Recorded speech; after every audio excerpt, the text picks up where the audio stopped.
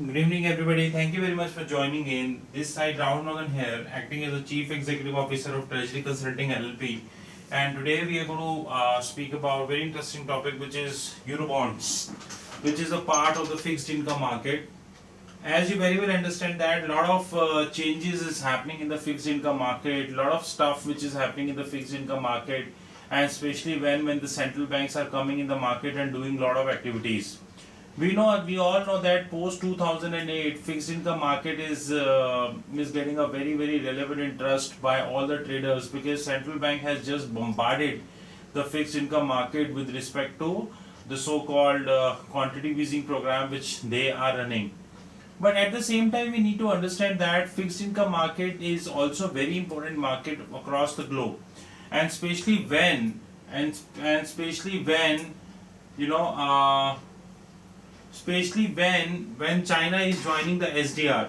I was reading a research report provided by an American bank, and that research report suggested that CIBM, which is China Interbond market, is now the third largest bond market of the globe, with an average size of approximately $4.5 trillion, and they are just almost 50% of the Tokyo.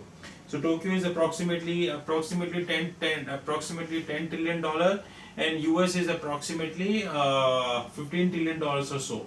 Chinese are doing very good when it comes to this interbank bond market, and they are opening up a lot of for their quantitative. They are opening a lot of for foreign institutional investors and your so-called qualified institutional players and all. So they are doing pretty well. And one thing which is changing up in the fixed income market is the Eurobonds. And today we are going to speak about Eurobonds in that regards. Eurobonds is the bond which is swiftly changing up in the market, but unfortunately we have not been able to recognize the importance of the Eurobonds as early as possible. Not sure why, but Eurobond is changing very well. Eurobond is changing very well. So how Eurobonds plays, or how exactly the stuff which is happening in the Eurobonds. First of all, let us have a brief introduction about the Eurobonds.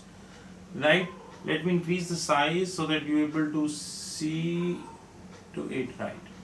So the world bond market is predominantly divided into two parts, which is domestic bond market and international bond market.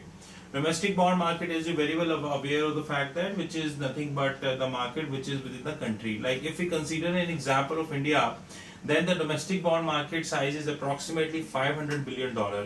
On the other hand, if we take an example of the US, then the size is the several trillion dollars. In fact, if I'm not wrong, then a lot of munis stand for municipal bonds.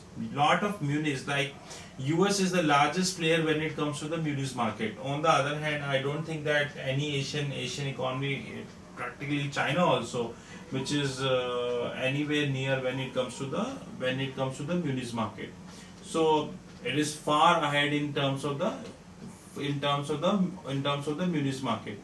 But nonetheless, and when it comes to the domestic bond, we can take an example of the India also. India, which is so-called masala bonds, they are trying. In Chinese, you have the panda bonds, you have samurai bonds from Tokyo, you have bulldog from US, you have a lot of such bonds, kangaroo bonds from Australia, and a lot of such bonds are going on across the globe. But certainly things are changing up very fast nowadays. Domestic bond market is not going very good, especially when it comes to China also. The reason is very clear. We all understand that people are facing a lot of stress in the domestic market. Whether we take China, we take India, or we take any country, all are facing the huge amount of non-performing assets. Now these non-performing assets are nothing but hitting the balance sheets, or hitting the financial system of the country. And when it comes to that, the bond market is getting decreases. We had made a video about 81 bonds of State Bank of India, which is additional tier 1 bond. The bond which is additional tier 1 bond, the bond which can be issued, the bonds which can be issued when it comes to bonds which can be issued in the offshore market by the Reserve Bank of India. And yesterday I was reading that Reserve Bank of India issued the 81 bonds at the rate of 5.5%, and they claim that they got the second best rate after DBS, because DBS stands for Development Bank of Singapore. I strongly doubt that. I strongly doubt on the credentials of State Bank of India whether they have got 5.5% rate for 81, because as we understand that the SBI CDS is trading at 2.5%, and if somebody is offering approximately 5.5%, it means he is taking a big risk on the State Bank of India, because CDS himself is offering 2.5% and India CDS is offering at 100%, 100 basis points. So approximately 3.5% risk is only pertaining to India. As simple as that. But nonetheless, another international bond market is international bond market. And international bond market, you very well understand that US is the leader in the international bond market, wherein you have USD. USD stands for United States Treasuries. United States Treasuries are further divided into three parts. You have USD, you have Treasury bills, you have Treasury bonds, you have Treasury notes, and you have a lot of stuff which is happening across the globe. You have a lot of stuff. So that way, international bond market is always dominated by USD. But at the same time, sitting today 2016, we need to understand that international bond market is facing a lot of issues, considering the fact that US rate is getting the US debt is getting rises. It is not very easy for United States also to come forward and and take up a large amount of money. So, and in the international bond market, there are two key players. One is the foreign bonds and one is the Eurobonds. Unfortunately, India, China is not a player in the Eurobonds, but Singapore is a key player in the Eurobonds. That we need to understand. Singapore is an extremely key player in Eurobonds. And Eurobonds are, the relevance of the Eurobonds is growing at a much faster pace. Unfortunately, the country has not been able to understand the relevance of the Eurobonds. But nonetheless, move forward. Foreign bonds are the bond issued by the non-resident and denominated in the currency of the country which is being placed. Example, Ford Motor Corporation issue a yen-denominated bond in Tokyo. This is a foreign bond. You have foreign bonds which are subject to regulation of the country in which they are offered. And also historically, most important foreign bond market are the offshore treasury centers, which are Zurich, New York, Tokyo, Australia, Singapore. To an extent Australia, to an extent Dubai, because there are a lot of stuff which is going on, and Dubai is very desperate when it comes to acting as a global financial center. Foreign bonds are also very important in the fixed income market, because foreign bonds will help up to you swap your liability. So suppose you have a liability in yen which you wanted to swap in dollar, or you have a liability in the dollar which you wanted to swap in yen, so you can do that using a foreign bond. Move forward. Let me make this little correct because heading is not coming like this. Okay. So there are a lot of unique names of the foreign bonds. Like you can see that Yankee bond is by US, Matador bond is by Spain, Rambert bonds is by Netherlands, Samurai is, as we know, it's Tokyo, Bulldog bonds is by United Kingdom, Kiwi bonds, New Zealand, not to mention, Kangaroo bonds, not to mention, by Australia, Maple bonds by Canada, Panda bonds, which is very important bonds issued by China, and there are a lot of talks which are happening across the globe about the Panda bonds. This is by China, and not to mention Kangaroo and Matilda bond, which is by Australia. India do have one in that, which is Masala bond. And unfortunately, Masala bond not been able to read lot of success because of the yield. Because the yield which you are offering in India, you are getting more yield outside. And because there are a lot of concerns like withholding tax and so on and so forth. So that is one reason why this has not turned out to be a big success. And henceforth, we're not showing the Masala bond here. But who knows that fixed income market is going at a very strong pace. Who knows that anything, if Reserve Bank of India would come up with the best strategy, then they can change this also. Now moving forward, and Eurobonds. Eurobonds are the bond issued by the non-resident and denominated in other than the currency of the country in which it is issued. That is why this is known as Eurobond. Although this is not a fixed income topic, but still I want to let's have a small 1 or 2 minute about the fixed income to explain this. We know euro, we know dollar. Sometimes people shortly take the euro dollar currently, which is 1.11, but there is another meaning of euro dollar. What is euro dollar? Suppose I say euro yen, I mean to say yen not in Tokyo, that is why euro yen. I will say euro gbp, I will say gbp not in London.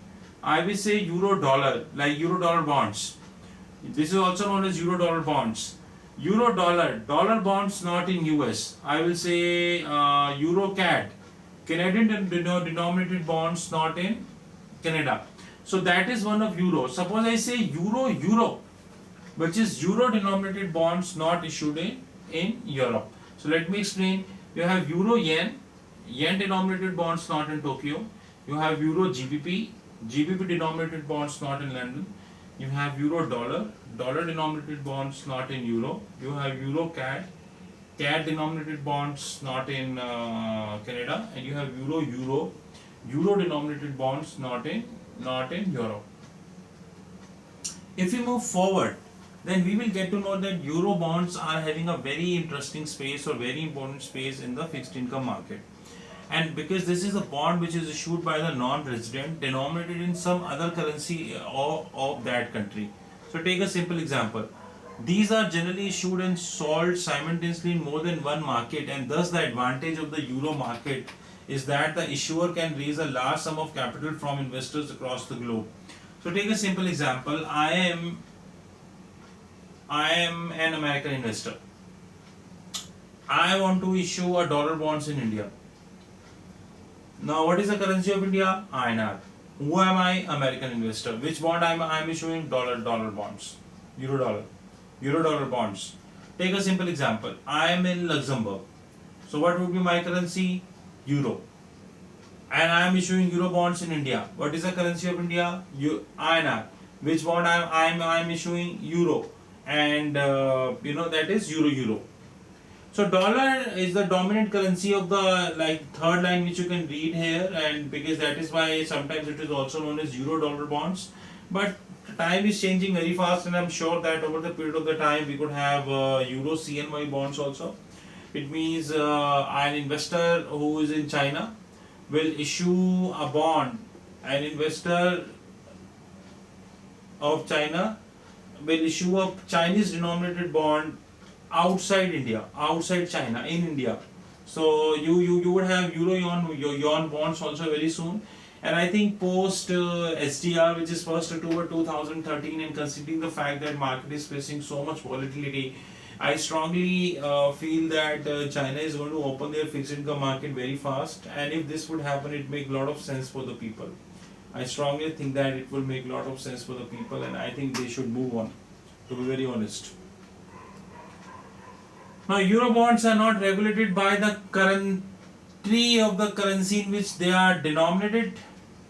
Eurobonds are the bearer bond. Example, they are not registered anywhere centrally. Whomsoever holds or the bond is covered the owner. Bearer bonds enable Eurobonds to held anonymously. Eurobonds is the largest wholesale institutional market across the globe. Pension fund, insurance companies, mutual fund, sovereign wealth fund, they all are issuing Eurobonds. Since they are denominated in an offshore currency, investor in the Eurobond assume both the credit and the foreign exchange risk. Because take a simple example, you have a European company in Luxembourg. Their currency is euro, and they wanted to issue the euro denominated bond in India. Now, Indian currency is INR. Ideally, they should have issued Indian bonds, but what they are doing, they are issuing euro bonds. Now, if they are issuing euro bonds, it means they are issuing not euro, they are issuing euro bonds. So they are issuing euro bonds here. If they are issuing euro bonds, right? If they are issuing euro bonds, then what exactly they are doing? What exactly they are doing? They are simply They are simply issuing a bond in India which is of euro. Now, I am an Indian investor who wanted to invest in a euro bond. I will convert my INR into euro and I will hedge this. Now this is not going to be an easy case. The reason is very simple. The reason is very simple. This is not going to be the easy case because you have to go to principal only swap, you have to go to coupon only swap, you have to go to cross currency interest rate swap. So you have to go to lot of such swaps before winding up the show. But before taking a hedge position in the system, right? And you know that pension funds, insurance fund, mutual funds, they all are the big subscriber in that. So they all like sovereign wealth fund, they all are the big subscriber in that. Now move forward. Euro bonds are generally issued in London and Luxembourg. Yes, we know Frankfurt is also a place, and generally they are issued in terms of private placement. There is no doubt. And when it comes to Euro bonds, we have big names as an iBanker. Example: Goldman Sachs, GS, Credit Suisse. You sometimes there are another big name which is coming like Royal Bank of Scotland, which is not defunct. You know, you have HSBC. You have a lot of such players who are very good in terms of issuing of the issuing of the euro bonds. So iBankers are playing a key role in that, and of course, as we understand, the market is very good for GS and all. So of course, they're playing a very important role in that regards. Moving forward to the next slide, you have this. Now there are a variety of type of euro bonds. You can say you have conventional or state euro bonds having a fixed coupon. You have floating rate euro bond which is linked to LIBOR. Now floating rate euro bonds can be linked to any index. You could have LIBOR, you could have MIBOR, you could have Euribor. No, sorry, not MIBOR. You could have LIBOR. You could have Euribor. Euribor is same as LIBOR, but this is issued out. This is within Europe, right? And within this 29, not 29 now, it is 28 because you have London, which is a part of that, right? So you have that. Now, say in Tokyo, this would be JIBOR, and in Hong Kong, this would be HIBOR, and so on and so forth. So on and so forth. You have zero coupon bonds which do not pay any interest rate, but to be very honest that I really saw that people are issuing euro bonds as a zero coupon bonds, to be very honest. You have the convertible bonds that you are able to convert this bond into equities, but this is very rare because companies, those who are issuing euro bonds, they are interested in having their liabilities, or they are having converting their they are wanting to take a hedge position also. So as I earlier said that euro bonds are generally issued by pension funds, sovereign wealth funds. So they are not interested in having converting their bonds into equities or another instrument. In fact, convertibles in that sense, if you're expecting that they are doing any exchange traded convertibles, then they don't do even exchange traded convertibles also. To be frankly speaking, they don't do even exchange traded convertibles also.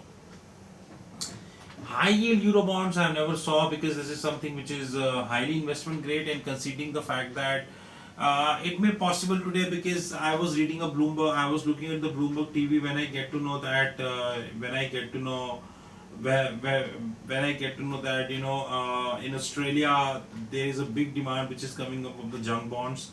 When people are interested in taking up the junk bonds and they wanted to invest in that because they feel that they are able to convert it and they are able to make out of it. That is their call, because we cannot say it is wrong, it is right. There are a lot of companies who are placing their bet on junk bonds also. But nonetheless, let's move forward. Here we go. Very important. So that was all about euro bonds. I hope you like this video, and over the period of time we would come up with a lot of stuff on that. As we already told that fixed income market is growing at a very fast pace, and special thanks goes to the central banks who just messed up the system with huge amount of quantitative easing. In fact, very soon we are going to upload a video about Reserve Bank of India who just milked more than 68,000 crore rupees of dividend in India by printing huge amount of money and buying the government security and the foreign assets. So we are very soon coming up with that also, and we continue to cover a lot of videos on fixed income as well. As you know that we are Strategy Consulting LLP. We have a brand. We are available on Dailymotion, Dropbox, LinkedIn, Skype, Google Group, Google Blogs, SlideShare, WeChat, and everywhere. Our clients include banks, financial institutions, corporates, education institutions, and you're welcome to connect us at my mobile number is 9899242978. My Skype contact is Rahul5327, and alternatively you can give me a Twitter at Rahul Magan 8. My mobile number is Strategy Consulting LLP @gmail.com. We thank you very much, and our endeavor is continue to bring a lot of successful videos to you people, so that you people make a lot of sense in that regards. And hope you like this video. Thank you, and have a great day ahead. Thank you very much.